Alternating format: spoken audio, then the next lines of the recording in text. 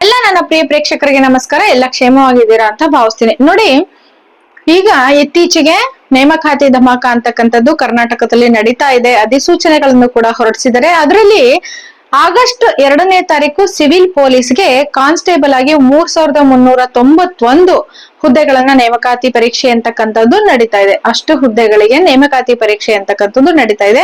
ಹಾಗೇನೆ ಸೆಪ್ಟೆಂಬರ್ 6ರಂದು ಸುಮಾರು 1500 ಸಶಸ್ತ್ರ ಪಡೆಗಳಿಗೆ ಪೊಲೀಸ್ ಕಾನ್ಸ್ಟೇಬಲ್ ಹುದ್ದೆಗೆ ನೇಮಕಾತಿ ಪರೀಕ್ಷೆ ಅಂತಕ್ಕಂಥದ್ದು ಕೂಡ ನಡೀತಾ ಇದೆ. ಹಾಗೆ ಕೆಇಎ ನಡೆಸಲು ತಾತ್ಕಾಲಿಕ ವೇಳಾ ಪಟ್ಟಿಯನ್ನು ಕೂಡ ಬಿಡುಗಡೆ ಮಾಡಿದ್ದಾರೆ. ಇದೇ ರೀತಿ ಶೀಘ್ರದಲ್ಲಿ 5000 ಪೊಲೀಸ್ ಕಾನ್ಸ್ಟೇಬಲ್ ಹುದ್ದೆ ಭರ್ತಿ ಕೂಡ ನಡೀತಾ ಇದೆ.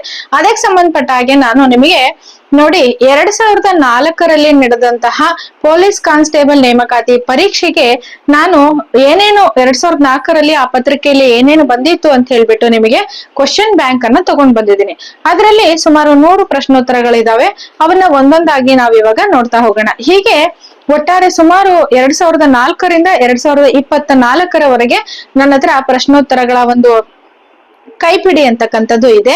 ಅದರಲ್ಲಿ ಬಂದಿರ್ತಕ್ಕಂಥ ಎಲ್ಲಾ ಪ್ರಶ್ನೋತ್ತರಗಳನ್ನು ನಿಮ್ಗೆ ನಾನು ವಿವರವಾಗಿ ಒಂದೊಂದಾಗಿ ನಿಮಗೆ ಹೇಳ್ತಾ ಹೋಗ್ತೀನಿ. ಯಾರ್ಯಾರು ಸಬ್ಸ್ಕ್ರೈಬ್ ಆಗಿಲ್ಲ ದಯವಿಟ್ಟು ಸಬ್ಸ್ಕ್ರೈಬ್ ಆಗಿ ಅಂತ ಹೇಳ್ತಾ, ಈಗ ಜಾಸ್ತಿ ಟೈಮ್ ವೇಸ್ಟ್ ಮಾಡೋದ್ ಬೇಡ. ನಿಮ್ಮ ಹತ್ರ ಜಾಸ್ತಿ ಸಮಯ ಕೂಡ ಇಲ್ಲ. ಸಮಯವನ್ನ ಯಾರು ಕೂಡ ನಾನು ವ್ಯರ್ಥ ಮಾಡಲ್ಲ, ನೀವು ಕೂಡ ವ್ಯರ್ಥ ಮಾಡಬೇಡಿ. ಆದಷ್ಟು ಕೂಡ ಎಲ್ಲೆಲ್ಲಿಂದ ಸಾಧ್ಯ ಅಲ್ಲಲ್ಲಿಂದ ಸೋರ್ಸ್ ಗಳನ್ನ ತಗೊಂಡು ಓದಿ. ನೀವು ರೆಸ್ಟ್ ಮಾಡ್ತಕ್ಕಂಥ ಸಂದರ್ಭದಲ್ಲಿ ನನ್ನ ಒಂದು ಯೂಟ್ಯೂಬ್ ಚಾನಲ್ ಅನ್ನ ಹಾಕೊಂಡು ನೀವು ಕೇಳಿಸ್ಕೊತಾ ಕೂಡ ಕಲಿಯಬಹುದು. ರೆಸ್ಟ್ ಮಾಡ್ತಾ ಅಂದ್ರೆ ನೀವು ಓದಿ ಸುಸ್ತಾಗಿರುತ್ತೆ, ಕೂತು ಬುಕ್ಸ್ ಅಲ್ಲಿ ಓದಿ ಸುಸ್ತಾಗಿರುತ್ತೆ, ಸ್ವಲ್ಪ ರಿಲ್ಯಾಕ್ಸ್ ಮಾಡೋಣ ಅಂತ ಇರ್ತೀರಾ. ಆಗ ನೀವು ಕೇಳಿಸ್ಕೊತಾ ಈ ರೀತಿ ಯೂಟ್ಯೂಬ್ ಮಾಧ್ಯಮವನ್ನ ಈ ರೀತಿಯಾಗಿ ನೀವು ಕೂಡ ಬಳಸ್ಕೋಬಹುದು ಅಂತ ಹೇಳ್ತಾ ವಿಷಯಕ್ಕೆ ಹೋಗೋಣ. 2004ರಲ್ಲಿ ಪೊಲೀಸ್ ಕಾನ್ಸ್ಟೇಬಲ್ ನೇಮಕಾತಿ ಪರೀಕ್ಷೆಯಲ್ಲಿ ಮೊದಲನೆಯ ಪ್ರಶ್ನೆ ಏನ್ ಬಂದಿದೆ ಅಂತಂದ್ರೆ, ಭಾರತದಲ್ಲಿ ಯಾವ ನಾಯಕರು ಸತಿ ಪದ್ಧತಿಯನ್ನ ವಿರೋಧಿಸಿದ್ರು ಅಂತಕ್ಕಂಥ ಪ್ರಶ್ನೆ. ನೋಡಿ, ಇಲ್ಲಿ 4 ಆಪ್ಷನ್ ಅನ್ನ ನಾನು ನಿಮಗೆ ಹೇಳಲ್ಲ, ಕೇವಲ ಒಂದೇ ಆಪ್ಷನ್ ಅನ್ನ ಆನ್ಸರ್ ಮಾತ್ರ ನಿಮಗೆ ಹೇಳ್ತೀನಿ. 4 ಹೇಳಿ ಮತ್ತೆ ಗೊಂದಲ ಉಂಟಾಗಿ ಕನ್ಫ್ಯೂಸ್ ಆಗೋದು ಬೇಡ. ಪ್ರಶ್ನೆ ಉತ್ತರ ಇಷ್ಟು ಮಾತ್ರ ನಿಮಗೆ ನೆನಪಲ್ಲಿ ಇಟ್ಕೊಳ್ಳೋದಿಕ್ಕೆ ಈಸಿ ಆಗತ್ತೆ ಅನ್ನೋದಕ್ಕೆ ನಾನು ಈ ರೀತಿ ಮಾಡ್ತಾ ಇದ್ದೀನಿ. ಉತ್ತರ ಮಾತ್ರ ನಿಮಗೆ ಹೇಳ್ತೀನಿ. ಭಾರತದಲ್ಲಿ ಯಾವ ನಾಯಕರು ಸತಿ ಪದ್ಧತಿಯನ್ನ ವಿರೋಧಿಸಿದರು ಅಂತಕ್ಕಂತಹ 2004ರಲ್ಲಿ ಬಂದಿರತಕ್ಕಂತ ಮೊದಲನೆಯ ಪ್ರಶ್ನೆ. ಅದಕ್ಕೆ ಸರಿಯಾದ ಉತ್ತರ ಆಪ್ಷನ್ 2 ರಾಜಾರಾಮ್ ಮೋಹನ್ ರಾಯ್. ರಾಜಾರಾಮ್ ಮೋಹನ್ ರಾಯ್. ಇನ್ನ ಎರಡನೆಯ ಪ್ರಶ್ನೆ ಏನಪ್ಪಾ ಅಂತಂದ್ರೆ, ಸ್ವಾಭಾವಿಕವಾಗಿ ಜೋಡಿಸಿದ ಬಳಿಕ ಮೊದಲನೆಯದನ್ನ ಆಯ್ಕೆ ಮಾಡಿ ಅಂತ ಕೇಳಿದ್ರೆ, ಅಂದ್ರೆ ಭೌಗೋಳಿಕತೆಗೆ ಸಂಬಂಧಿಸಿದಂತ ಪ್ರಶ್ನೆ ಇದು. ಎರಡನೆಯದು ಏನಪ್ಪಾ ಅಂತಂದ್ರೆ, ಅವರು ಮಳೆ, ಮೋಡಗಳು, ನದಿ, ಸಾಗರ ಅಂತ ಕೊಟ್ಟಿದ್ದಾರೆ. ಹಾಗಾಗಿ ಇದು ಆಪ್ಷನ್ ಹೇಳಲೇಬೇಕಾಗಿ ಬಂತು. ಹಾಗಾಗಿ ಇದಕ್ಕೆ ಸರಿಯಾದ ಉತ್ತರ ಸಾಗರ. ಈ ಕೆಳಗೆ ಮೂರನೆಯ ಪ್ರಶ್ನೆ, ಈ ಕೆಳಗಿನವುಗಳಲ್ಲಿ ಯಾವ ಜೋಡಿ ವ್ಯಕ್ತಿ ಮತ್ತು ಅವರ ಕ್ಷೇತ್ರಕ್ಕೆ ಸಂಬಂಧಿಸಿದಂತೆ ತಪ್ಪಾಗಿದೆ ಅಂತಕ್ಕಂಥ ಒಂದು ಪ್ರಶ್ನೆಯನ್ನ ಕೇಳಿದ್ದಾರೆ. ಅಂದ್ರೆ ಇಲ್ಲಿ ಸಂಗೀತಗಾರರಿಗ ಮತ್ತು ಅವರು ನುಡಿಸ್ತಕ್ಕಂಥ ವಾದ್ಯಗಳನ್ನ ಕೊಟ್ಟು ಪ್ರಶ್ನೆಯನ್ನ ಕೇಳಿದ್ದಾರೆ.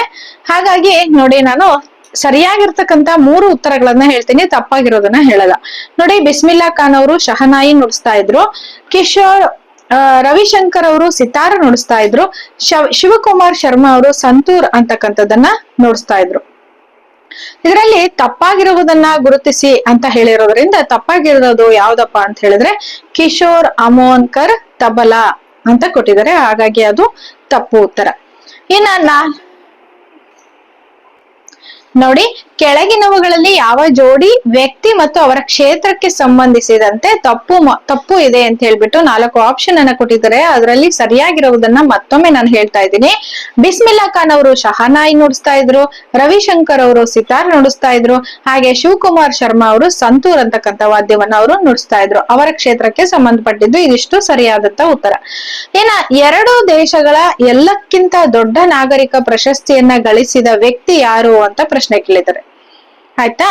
ಅಲ್ಲಿ ಸರಿಯಾದ ಉತ್ತರ ಯಾವ್ದಪ್ಪ ಅಂದ್ರೆ ಮೊರಾರ್ಜಿ ದೇಸಾಯಿ ಅಂತಕ್ಕಂಥದ್ದು. ಅಲ್ಲಿ 4 ಆಪ್ಷನ್ ಏನ್ ಕೊಟ್ಟಿದ್ದಾರೆ ಅಂದ್ರೆ, ಕೆಲವೊಂದು ಪ್ರಶ್ನೋತ್ತರಗಳಿಗೆ ನಾವು ಆಪ್ಷನ್ ಅನ್ನ ಹೇಳಬೇಕಾಗಿ ಬರುತ್ತೆ. ಹಾಗಾಗಿ ನೋಡಿ, 4 ಆಪ್ಷನ್ ಮೊರಾರ್ಜಿ ದೇಸಾಯಿ, ಸರ್ದಾರ್ ಪಟೇಲು, JL ನೆಹರು, ಮಹಾತ್ಮ ಗಾಂಧಿ ಅಂತ ಕೊಟ್ಟಿದ್ದಾರೆ. ಸರಿಯಾದ ಉತ್ತರ ಮೊರಾರ್ಜಿ ದೇಸಾಯಿ ಅಂತಕ್ಕಂಥದ್ದು. ಇನ್ನ 5ನೆಯ ಪ್ರಶ್ನೆ, ಮೊಟ್ಟ ಮೊದಲನೇ ಜಲವಿದ್ಯುತ್ ಸ್ಥಾವರವನ್ನ ಎಲ್ಲಿ ಸ್ಥಾಪಿಸಲಾಯಿತು ಅಂತ ಕೇಳಿದರೆ, ಇದು ಪ್ರತಿಯೊಬ್ಬರಿಗೂ ಕೂಡ ಗೊತ್ತಿರುತ್ತೆ. ಇದು ಶಿವನ ಸಮುದ್ರ. ಮೊಟ್ಟ ಮೊದಲ ವಿದ್ಯುತ್ ಸ್ಥಾಪನೆ ಆಗಿದ್ದು, ವಿದ್ಯುತ್ ಶಕ್ತಿ ಸ್ಥಾವರ ಸ್ಥಾಪನೆ ಆಗಿದ್ದು ಶಿವನ ಸಮುದ್ರ. ಇನ್ನ 6ನೇ ಪ್ರಶ್ನೆ, ಬೆಂಗಳೂರು ಮತ್ತು ಮಂಗಳೂರು ಹೆಚ್ಚು ಕಮ್ಮಿ ಒಂದೇ ಅಕ್ಷಾಂಶದಲ್ಲಿ ಕಂಡು ಬಂದ್ರು ಕೂಡ ಮಂಗಳೂರಿಗಿಂತ ಬೆಂಗಳೂರಿನಲ್ಲಿ ಕಡಿಮೆ ಮಳೆಯಾಗುತ್ತೆ ಯಾಕೆ ಅಂತ ಪ್ರಶ್ನೆ ಕೇಳಿದರೆ, ಇದು 2004ರ ಪೊಲೀಸ್ ಕಾನ್ಸ್ಟೇಬಲ್ ನೇಮಕಾತಿ ಪರೀಕ್ಷೆಯಲ್ಲಿ ಕೇಳಿರ್ತಕ್ಕಂತ ಪ್ರಶ್ನೋತ್ತರಗಳು. 6ನೇ ಪ್ರಶ್ನೆ, ಬೆಂಗಳೂರು ಮತ್ತು ಮಂಗಳೂರು ಹೆಚ್ಚು ಕಮ್ಮಿ ಒಂದೇ ಅಕ್ಷಾಂಶದಲ್ಲಿ ಕಂಡು ಬಂದರೂ ಕೂಡ ಮಂಗಳೂರಿಗಿಂತ ಬೆಂಗಳೂರಿನಲ್ಲಿ ಕಡಿಮೆ ಮಳೆ ಬರುತ್ತದೆ ಯಾಕೆ ಅಂತ. ಪ್ರಶ್ನೆಗೆ ಸರಿಯಾದ ಉತ್ತರ, ಬೆಂಗಳೂರು ಸಮುದ್ರದಿಂದ ಬಹಳ ದೂರದಲ್ಲಿದೆ. ಬೆಂಗಳೂರು ಸಮುದ್ರದಿಂದ ಬಹಳ ದೂರದಲ್ಲಿದೆ ಹಾಗಾಗಿ. ಇನ್ನು 7ನೇ ಪ್ರಶ್ನೆ, ಜೋಗ್ ಫಾಲ್ಸ್ ಇರುವುದು ಎಲ್ಲಿ ಅಂತ ಕೇಳಿದ್ದಾರೆ. ಅಲ್ಲಿ ನದಿಗಳನ್ನ ಕೊಟ್ಟಿದ್ದಾರೆ ಅವರು, ತಪತಿ ನದಿ, ಭೀಮಾ ನದಿ, ಕಾವೇರಿ ನದಿ, ಇನ್ನೆಲ್ಲಿದೆ ಅಂತ ಕೇಳಿದರೆ ಸರಿಯಾದ ಉತ್ತರ ಶರಾವತಿ ನದಿ. ಸರಿಯಾದ ಉತ್ತರ ಜೋಗ್ ಫಾಲ್ಸ್ ಇರುವುದು ಶರಾವತಿ ನದಿ. ಇನ್ನ ಕೆಳಗಿನ ಯಾವ ಅಂಶ ತಪ್ಪು ಅಂತ ಕೇಳಿದ್ದಾರೆ ಅವರು. ಇಲ್ಲಿ ಕೆಲವೊಂದು ಪ್ರಶ್ನೆಗಳಿಗೆ ಆಪ್ಷನ್ ಅನ್ನ ನಾವು ಹೇಳ್ಬೇಕಾಗ್ ಬರುತ್ತೆ. ಕೆಳಗಿನ ಯಾವ ಅಂಶ ತಪ್ಪು ಅಂತ ಒಂದು ನಾಲ್ಕು ಅಂಶಗಳನ್ನ ಕೊಟ್ಟಿದ್ದಾರೆ. ಏನಪ್ಪಾ ಅಂದ್ರೆ ಸರಿಯಾಗಿರೋ 3 ಹೇಳ್ತೀನಿ. ಬಿಜಾಪುರ ಪ್ರದೇಶವನ್ನ ಚಾಲುಕ್ಯ ರಾಜ್ಯದ ವಂಶರು ಆಳಿದ್ರು. ತಾಂಜಾವೂರು ಪ್ರದೇಶವನ್ನ ಚೋಳ ರಾಜವಂಶರು ಆಳಿದ್ರು. ಮಧುರೈ ಪ್ರದೇಶವನ್ನ ಪಾಂಡ್ಯರು ಆಳಿದರು ಅಂತಕ್ಕಂಥದ್ದು. ಇವು 3 ಕೂಡ ಸರಿಯಾಗಿರ್ತಕ್ಕಂಥ ಉತ್ತರ. 4ನೇದು ಏನ್ ಹೇಳಿದ್ದಾರೆ ತಪ್ಪು ಉತ್ತರ ಅಂದ್ರೆ ಮಧುರೈ ಪ್ರದೇಶವನ್ನ ಪಲ್ಲವರು ಆಳಿದರು ಅಂತ ಕೊಟ್ಟಿದ್ದಾರೆ. ಹಾಗಾಗಿ ಇದು ತಪ್ಪು ಉತ್ತರ. ಮಧುರೈ ಪ್ರದೇಶವನ್ನ ಪಾಂಡ್ಯರು ಆಳಿದರು, ಇದು ಸರಿಯಾದ ಉತ್ತರ. ಇನ್ನ 9ನೇ ಪ್ರಶ್ನೆ, ಬೆಳಗ್ಗೆ 8 ಗಂಟೆಯಿಂದ ರಾತ್ರಿ 8 ಗಂಟೆಯ ನಡುವೆ ಎಷ್ಟು ಸಾರಿ ಗಂಟೆ ಮುಳ್ಳು ಮತ್ತು ನಿಮಿಷದ ಮುಳ್ಳು ನೇರ ಗೆರೆಯನ್ನ ರಚಿಸುತ್ತದೆ ಅಂತ ಪ್ರಶ್ನೆ ಕೇಳಿದ್ದಾರೆ. ಬೆಳಗ್ಗೆ 8 ಗಂಟೆಯಿಂದ ರಾತ್ರಿ 8 ಗಂಟೆ ನಡುವೆ ಎಷ್ಟು ಸಾರಿ ಗಂಟೆ ಮುಳ್ಳು ಮತ್ತು ನಿಮಿಷದ ಮುಳ್ಳು ನೇರ ಗೆರೆಯನ್ನ ರಚಿಸುತ್ತೆ ಅಂತ ಪ್ರಶ್ನೆ ಕೇಳಿದ್ದಾರೆ. ಅದಕ್ಕೆ ಸರಿಯಾದ ಉತ್ತರ ಎಷ್ಟು ಬಾರಿ ಅಂದ್ರೆ 11 ಬಾರಿ. 11 ಬಾರಿ ಬೆಳಗ್ಗೆ 8ರಿಂದ ರಾತ್ರಿ 8 ಗಂಟೆಯ ನಡುವೆ. ಇಲ್ಲ ಮುಂದಿನ ಪ್ರಶ್ನೆ, ತಿಂಗಳಿನ 9ನೇ ದಿನ ಭಾನುವಾರದ 3 ದಿವಸಗಳ ನಂತರ ಬಂದರೆ ಅದೇ ತಿಂಗಳು 23ನೇ ದಿನ ಯಾವುದಾಗಿರುತ್ತೆ ಅಂತಕ್ಕಂಥ ಪ್ರಶ್ನೆ. ಇದು 10ನೇ ಪ್ರಶ್ನೆ. ತಿಂಗಳಿನ 9ನೇ ದಿನ ಭಾನುವಾರದ 3 ದಿವಸಗಳ ನಂತರ ಬಂದ್ರೆ ಅದೇ ತಿಂಗಳ 23ನೇ ದಿನ ಯಾವುದಾಗಿರುತ್ತೆ ಅಂತಕ್ಕಂಥ ಒಂದು ಪ್ರಶ್ನೆ. ಅದಕ್ಕೆ ಸರಿಯಾದ ಉತ್ತರ ಬುಧವಾರ. ಅದಕ್ಕೆ ಸರಿಯಾದ ಉತ್ತರ ಬುಧವಾರ. ಮುಂದಿನ ಪ್ರಶ್ನೆ, ಯಕ್ಷಗಾನ ಸಂಬಂಧಿಸಿರುವುದು ಯಾವ ರಾಜ್ಯಕ್ಕೆ ಅಂತ ಕೇಳಿದರೆ ಕರ್ನಾಟಕಕ್ಕೆ. ಇಷ್ಟೇ ತಿಳ್ಕೊಳ್ಳಿ, ಕರ್ನಾಟಕಕ್ಕೆ ಯಕ್ಷಗಾನ ಅಂತಕ್ಕಂಥದ್ದು ಸಂಬಂಧಿಸಿರುವುದು. ಇನ್ನ ಮುಂದಿನ ಪ್ರಶ್ನೆ, ಈ ಕೆಳಗಿನವುಗಳಲ್ಲಿ ಯಾವ ಅದಿರು ಬಳ್ಳಾರಿ ಜಿಲ್ಲೆಯಲ್ಲಿ ಕಂಡು ಬರುತ್ತದೆ ಅಂತ ಕೇಳಿದರೆ ಬಳ್ಳಾರಿಯಲ್ಲಿ ಕಂಡು ಬರುವುದು ಕಬ್ಬಿಣದ ಅದಿರು. ಬಳ್ಳಾರಿಯಲ್ಲಿ ಕಂಡು ಬರುವುದು ಕಬ್ಬಿಣದ ಅದಿರು. ಇನ್ನ ಮುಂದಿನ ಪ್ರಶ್ನೆ, ಬಹುಮನೆಯ ರಾಜರುಗಳಿಗೆ ರಾಜಧಾನಿಯಾಗಿದ್ದು ಯಾವುದು? ಬಹುಮನೆಯ ರಾಜರುಗಳಿಗೆ ರಾಜಧಾನಿಯಾಗಿದ್ದು ಗುಲ್ಬರ್ಗ. ಇನ್ನ ನೆಕ್ಸ್ಟ್ ಪ್ರಶ್ನೆ, 2004ನೇ ಇಸವಿಯ ಒಲಿಂಪಿಕ್ಸ್ ಕ್ರೀಡೆಗಳು ಎಲ್ಲಿ ನಡೆದವು ಅಂತ ಕೇಳಿದ್ದಾರೆ ಪ್ರಶ್ನೆ. 2004ನೇ ಇಸವಿಯ ಒಲಿಂಪಿಕ್ಸ್ ಕ್ರೀಡೆಗಳು ಎಲ್ಲಿ ನಡೆದವು ಅಂತ ಕೇಳಿದರೆ ಅಥೆನ್ಸ್ ನಲ್ಲಿ ನಡೆಯಿತು. ಅಥೆನ್ಸ್. ಇನ್ನ ಅಕುಲ್ ಇವನು, ಮುಂದಿನ ಪ್ರಶ್ನೆ, ಅಕುಲ್ ಇವನು ರಾಜೇಶನ ತಂದೆ. ರಾಜೇಶ್ ಸೀತಾಳ ಸಹೋದರ. ಸೀತಾ ರಾಮುವಿನ ಪತ್ನಿ. ಹಾಗಾದರೆ ರಾಜೇಶನಿಗೆ ರಾಮು ಯಾವ ರೀತಿಯಲ್ಲಿ ಸಂಬಂಧಿಯಾಗುತ್ತಾನೆ ಅಂತಕ್ಕಂಥ ಪ್ರಶ್ನೆ ಕೇಳಿದ್ದಾರೆ. ಇಲ್ಲಿ ಸರಿಯಾದ ಉತ್ತರ ಭಾವ ಆಗುತ್ತಾನೆ. ಇದನ್ನ ಸ್ವಲ್ಪ ನಿಧಾನವಾಗಿ ಕೇಳಿಸ್ಕೊಳ್ಳಿ, ಹಾಗಾಗಿ ನಿಮ್ಗೆ ಅರ್ಥ ಆಗುತ್ತೆ. ಇನ್ನು ಮುಂದಿನ ಪ್ರಶ್ನೆ ನೋಡೋದಾದ್ರೆ, ರಾಜೀವ್ನ ತಂದೆ ತನ್ನ ತಂದೆಯ ಒಬ್ಬನೇ ಒಬ್ಬ ಮಗನೆಂದು ಮೋಹಿನಿ ಹೇಳಿದ್ದಲ್ಲಿ ರಾಜೀವ್ಗೆ ಯಾವ ರೀತಿಯಲ್ಲಿ ಮೋಹಿನಿ ಸಂಬಂಧಿಯಾಗುತ್ತಾಳೆ ಅಂತಕ್ಕಂಥ ಪ್ರಶ್ನೆ ಕೇಳಿದ್ದಾರೆ. ಮತ್ತೊಮ್ಮೆ ಓದ್ತೀನಿ.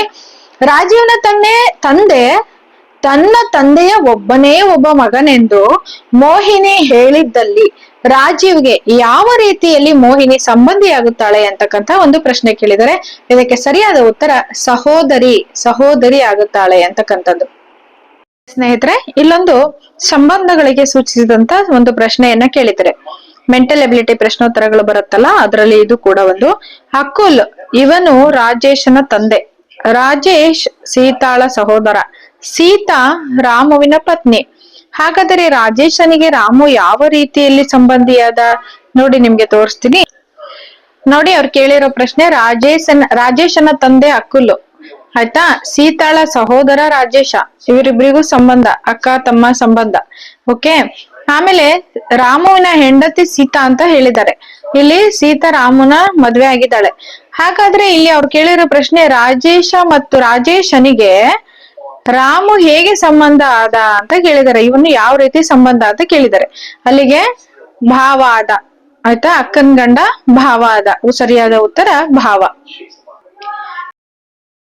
ಪೊಲೀಸ್ ಕಾನ್ಸ್ಟೇಬಲ್ ನೇಮಕಾತಿ ಪರೀಕ್ಷೆಗೆ 2004ರಲ್ಲಿ ಮತ್ತೆ ಅದೇ ರೀತಿಯ ಮತ್ತೊಂದು ಪ್ರಶ್ನೆ. ರಾಜೀವ್ನ ತಂದೆ ತನ್ನ ತಂದೆಯ ಒಬ್ಬನೇ ಒಬ್ಬ ಮಗನೊಂದು ಮೋಹಿನಿ ಹೇಳಿದ್ದಲ್ಲಿ ರಾಜೀವ್ಗೆ ಯಾವ ರೀತಿಯಲ್ಲಿ ಮೋಹಿನಿ ಸಂಬಂಧಿಯಾಗುತ್ತಾಳೆ ಅಂತ ಪ್ರಶ್ನೆ ಕೇಳಿದರೆ ಅದಕ್ಕೆ ಉತ್ತರ ಸಹೋದರಿ ಅಂತ ಹೇಳ್ಬಿಟ್ಟು. ನೋಡಿ ಹೇಗಪ್ಪ ಅಂತಂದ್ರೆ ನಿಮಗ್ ತೋರಿಸ್ತೀನಿ ನೋಡಿ. ಇಲ್ಲಿ ರಾಜೀವ್ನ ತಂದೆ ಇದಾರಲ್ಲ, ತನ್ನ ಅಂದ್ರೆ ನನ್ನ ಅಂತ, ತನ್ನ ತಂದೆಯ ಒಬ್ಬನೇ ಒಬ್ಬ ಮಗ ಅಂತ ಹೇಳ್ಬಿಟ್ಟು ಮೋಹಿನಿ ಹೇಳಿದ್ಲು. ಆಯ್ತಾ. ಹಾಗಾದ್ರೆ ಮೋಹಿನಿಗೆ ಈ ರಾಜೀವ್ ಅಂತಕ್ಕಂಥವನು ಯಾವ ರೀತಿ ಸಂಬಂಧ ಅಂತ ಪ್ರಶ್ನೆ. ಅಲ್ಲಿಗೆ ನನ್ನ ತಂದೆ ಅಂದ್ರೆ ಅವ್ರ ಅಪ್ಪ, ಇವರಿಬ್ರು ಅಪ್ಪ ಒಬ್ಬರೇ. ಹಾಗಾಗಿ ರಾಜೀವನಿಗೆ ಮೋಹಿನಿ ಸಹೋದರಿ ಆದ್ಲು. ಇದು ಸರಿಯಾದ ಉತ್ತರ. ಎಲ್ಲ ಪರೀಕ್ಷಾರ್ಥಿಗಳಿಗೆ ಆಲ್ ದ ಬೆಸ್ಟ್ ಅನ್ನ ಹೇಳ್ತಾ ನೋಡಿ, ಯಾವುದೇ ಕಾಂಪಿಟೇಷನ್ ಎಕ್ಸಾಮ್ ಗಳಿಗೆ ಈ ರೀತಿ ಪ್ರಶ್ನೆಗಳು ಬಂದೇ ಬರುತ್ತೆ ನೋಡಿ. ಆಶಾ ಮತ್ತು ತಾರಾ ಇಬ್ರು ಕೂಡ ಶ್ರೀದಾಸ್ ರವರ ಮಕ್ಕಳು. ಆಶಾಳು ಸುರೇಶ್ ಚೋಪ್ರಾರನ್ನ ಮದ್ವೆ ಆಗ್ತಾಳೆ ಮತ್ತು ಅವರಿಗೆ ಸುನಿಲ್ ಸಂಜಯ್ ಸೋನು ಅಂತ ಮಕ್ಕಳು ಜನಿಸ್ತಾರೆ. ಶ್ರೀಮತಿ ಮತ್ತು ರಾಯ್ ರವರ ದೊಡ್ಡ ಮಗಳನ್ನ ಸುನಿಲ್ ಮದ್ವೆ ಆಗ್ತಾನೆ.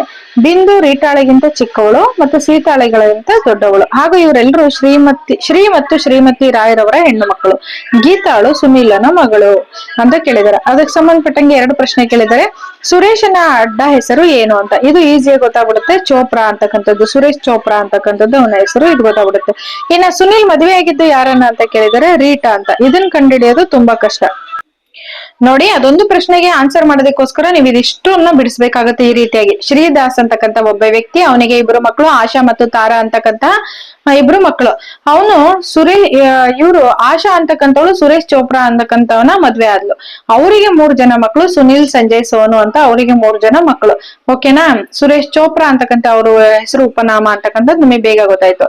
ಇನ್ನ ನೋಡಿ, ಶ್ರೀಮತಿ ಮತ್ತು ಶ್ರೀರಾಯರವರ ದೊಡ್ಡ ಮಗಳನ್ನ ಸುನಿಲ್ ಅಂತಕ್ಕಂಥವನು ಮದ್ವೆ ಆದ. ಈಗ ದೊಡ್ಡ ಮಗಳು ಯಾರು ಅಂತ ಕಂಡುಹಿಡಿಯೋದೇ ಕಷ್ಟ. ಇಲ್ಲಿ ಸುನಿಲ್ ಮಗಳು ಗೀತಾ ಅಂತ ಲಾಸ್ಟಿಗೆ ಕೊಟ್ಬಿಟ್ಟಿದ್ದಾರೆ. ಕ್ವಶನ್ ಅಲ್ಲಿ ಗೊತ್ತಾಗ್ಬಿಡುತ್ತೆ ನೋಡಿ. ಇಲ್ಲಿ ಅವ್ರು ಏನ್ ಹೇಳಿದಾರೆ ಅಂದ್ರೆ ಕನ್ಫ್ಯೂಸ್ ಮಾಡೋದಕ್ಕೆ, ಬಿಂದು ಇದಾಳಲ್ಲ, ರೀಟಾಗಿಂತ ಚಿಕ್ಕವಳು, ಸೀತಾಗಿಂತ ದೊಡ್ಡವಳು. ನಾನು ಇಲ್ಲಿ ಆರೋ ಮಾರ್ಕ್ ಹಾಕಿದ್ದೀನಿ ನೋಡಿ, ನಿಮಗೆ ಗೊತ್ತಾಗುತ್ತೆ. ಇಲ್ಲಿ ಆರೋ ಮಾರ್ಕ್ ಹಾಕಿದ್ದೀನಿ, ಈ ತರ ಗೊತ್ತಾಗ್ಲಿ ಅಂತ ನೋಡಿ.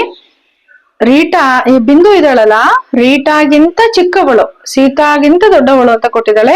ಅಲ್ಲಿ ನಮಗೆ ಅರ್ಥ ಮಾಡ್ಕೋಬೇಕು ನಾವು, ರೀಟಾನೇ ದೊಡ್ಡವಳು, ದೊಡ್ಡ ಮಗಳನ್ನೇ ಇವನು ಮದ್ವೆ ಆದ ಸುನಿಲ್ ಅಂತ. ಅಲ್ಲಿಗೆ ಸರಿಯಾದ ಉತ್ತರ ರೀಟಾ ಅಂತಕ್ಕಂಥದ್ದು ಸರಿಯಾದ ಉತ್ತರ ನೋಡಿ. ರೀಟಾ ಅಂತಕ್ಕಂಥದ್ದು ಸರಿಯಾದ ಉತ್ತರ.